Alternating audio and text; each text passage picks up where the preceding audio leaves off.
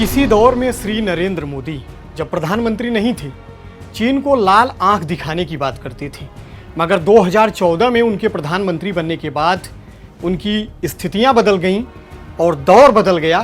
चीन को लाल आंख दिखाने की बजाय लाल शर्ट दिखाने लगे। ऐसा करके नरेंद्र मोदी जी न केवल भारत की वैश्विक छवि को नुकसान पहुंचाते हैं, बल्कि उन वीर शहीदों का भी अपमान करते हैं जो भारत माता की रक्षा करते हुए शहीद हो गए थे। चीन हमारी सीमा में घुस आता है, भारत भूमि पर नए गांव बसा लेता है, हमारे जवानों को पेट्रोलिंग करने से धमकाता है।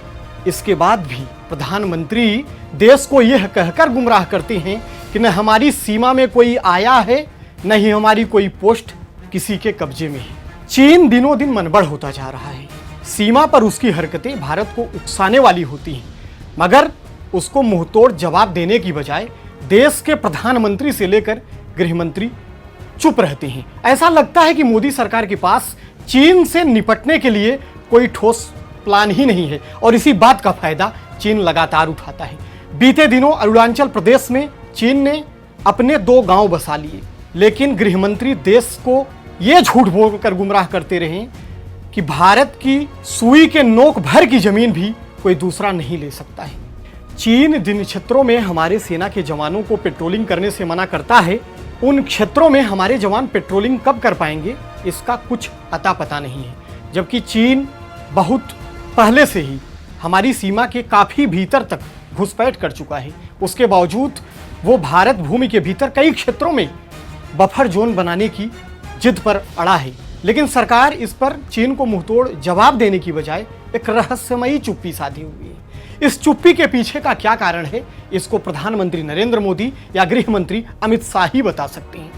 अब ताजा मामला उत्तराखंड का है। उत्तराखंड में नीति दर्रा के समीप चीन सड़क निर्माण कर रहा है और अपने कई सैन्य ढांचों का निर्माण कर रहा है।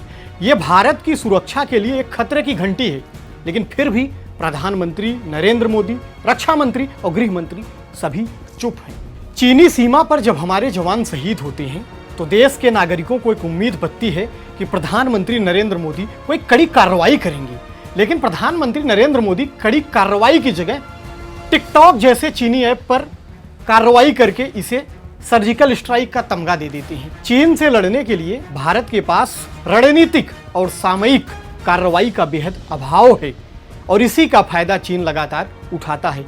वैसे भी झूठ और प्रोपेगेंडा के दम पर सरकार बनाने वाली, प्रधानमंत्री के कुर्सी तक पहुंचने वाले नरेंद्र मोदी को देश की संप्रभुता, देश की अस्मिता और लोगों की, हिंदुस्तानियों की भावनाओं से क्या ही फर्क पड़ने वाला है।